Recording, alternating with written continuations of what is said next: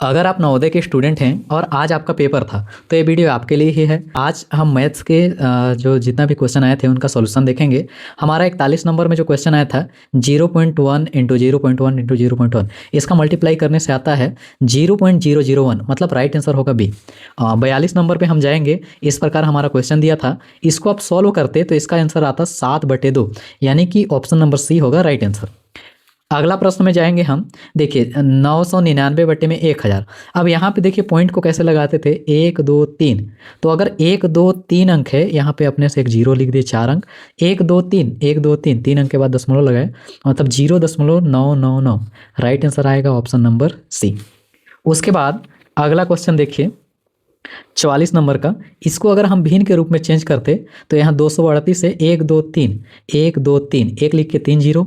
उसके बाद ये 2 से इजीली कटेगा, तो इसको 2 से काटे तो आया 119, और इसको 1000 को 2 से काटे तो आया 500, और इसके बाद ये नंबर कटेगा ही नहीं, तो इसका जो राइट आंसर आएगा ए 119/500। फिर उसके बाद अगला 45 नंबर का था, 100 सेंटीमीटर स्क्वायर को मीटर स्क्वायर में बदलने पर प्राप्त होगा। अब इसको अगर सॉल्व करें तो ये आता 0.01 मीटर स्क्वायर, मतलब इसका जो राइट आंसर आता है ऑप्शन नंबर बी। अगला क्वेश्चन है, एक रेलगाड़ी दिल्ली से जयपुर के लिए प्रातः 10:45 पर चलती है तथा जयपुर सायं 3:30 पर पहुंच जाती है, तो यात्रा का समय। अब यहाँ से देखिए कि ये 12 घंटे वाला समय दिया है। 3:30, देखो 12 के बाद 3, मतलब अगर हम इसको 12 से जोड़ें तो टोटल कितना होगा, 12 3 15 30। अब ये 10:45 में चली थी तो वहाँ को उसको माइनस करेंगे, तो इसको माइनस करने पर आता है 4:45, मतलब कितना आएगा, 4 घंटे 45 मिनट। अगला क्वेश्चन देखिए, दिए गए व्यंजक में लुप्त संख्या है, तो पहले आप इसको हल कीजिए। हल करने पर आता है 58,222। इधर खाली स्थान में x लेके इसको गुणा करें, फिर बाद में अगर इसको इस साइड लेके जाओगे तो भाग में आएगा, मतलब इस नंबर को इससे क्या करें, भाग करें, तो हमारा आता है 677, यानी कि हमारा जो राइट आंसर होगा ऑप्शन नंबर ए। अगला क्वेश्चन है, एक डिब्बे में 500 अंडे थे, उसका 3/25 भाग टूटा हुआ निकला तथा कुल अंडे का 1/5 भाग मेहमानों के लिए रखना है। उपयोग की जा सकने वाली अंडों की संख्या। तो यहाँ टोटल कितना अंडा था, 500। पहले कितना निकालेंगे, 3/25, तो इसको काटे तो कितना है, 60। अब 500 में 60 घटाए तो कितना आता है हमारा, 440। फिर क्या कहा है कि कुल अंडे का 100 मतलब 1/5 भाग मेहमानों के लिए रखना है, मतलब हम 500 का 1/5 निकाले तो कितना है, 100। तो हमारा 440 बचा था, उसमें 100 माइनस करेंगे तो कितना आएगा, 340, मतलब हमारा option number C right answer होगा। अगला क्वेश्चन हमारा आता है, एक दुकानदार ने 200 रुपये की एक दीवाल घड़ी खरीदी और उसे 40 रुपये के लाभ के साथ बेच दिया, तो विक्रय मूल्य। अब ये 200 है और 40, दोनों को अगर ऐड करें तो सिंपली कितना आएगा, 240। राइट आंसर होगा ऑप्शन नंबर सी। उसके बाद एक फल विक्रेता ने 1500 रुपये के सेब खरीदे और उन्हें अपनी दुकान पर लाने के लिए 100 रुपये खर्च किया, तो उसने सेब को 2236 रुपये में बेचे, तो उसने कितने प्रतिशत लाभ अर्जित किया। अब यहाँ से देखो, पहले 1500 रुपये का खरीदा और उसके बाद 100 रुपये खर्च किया, मतलब 15 और एक कितना हो गया, 1600। अब 2236 रुपये में बेचा, मतलब 2236 में 1600 माइनस करेंगे तो कितना आएगा, 636, मतलब जो राइट आंसर होगा हमारा ऑप्शन नंबर बी पे जाएगा।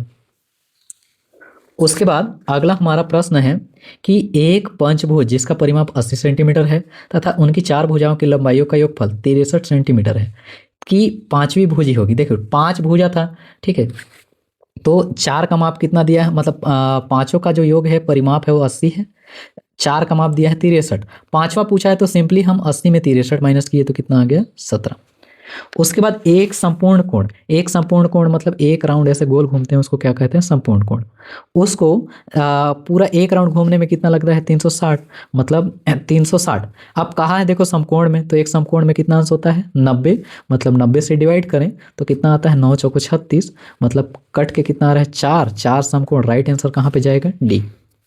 उसके बाद एक आयत के सभी अंतःकोणों का योगफल होता है, तो अगर हम आयत लें या कोई भी चतुर्भुज लें, ठीक है, सभी का अंतःकोणों का योग कितना होता है, 360। उसके बाद यहाँ पे देखिए 115 परिवारों के सर्वे में अंकित किया गया है, प्रत्येक परिवार में कितने बच्चे हैं। इन आंकड़ों को दंड ग्राफ द्वारा दर्शाया गया है। दंड ग्राफ से उन परिवारों की संख्या में जिनमें कोई बच्चा नहीं है, तो परिवारों की संख्या पूछा है। तो सबसे पहले देखो जिसमें संख्या दिया है, जैसे 20 है, 30 है, 35 और 5, सबको हम ऐड किए तो कितना है 90। अब टोटल कितना परिवार था 115, तो 115 में 90 माइनस किए तो आया 25, मतलब हम राइट आंसर जाएंगे सी पे।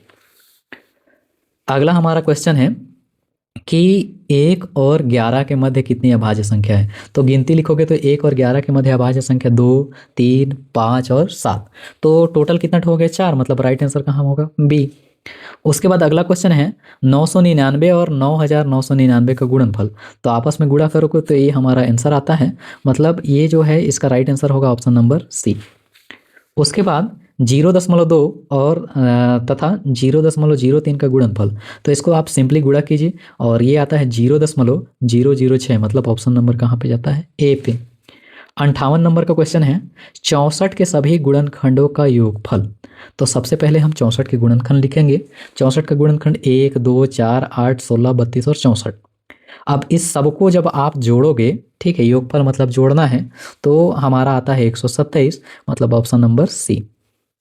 उसके बाद 20 और 30 का सबसे बड़ा सार्वगुणनखंड है, तो 20 और 30 का हमको सबसे पहले क्या निकालना पड़ेगा मसा, तो 20 और 30 का जो मसा निकाले कितना है 10, और यही सबसे बड़ा सार्वगुणनखंड होगा, मतलब ऑप्शन नंबर कौन सा होगा सी।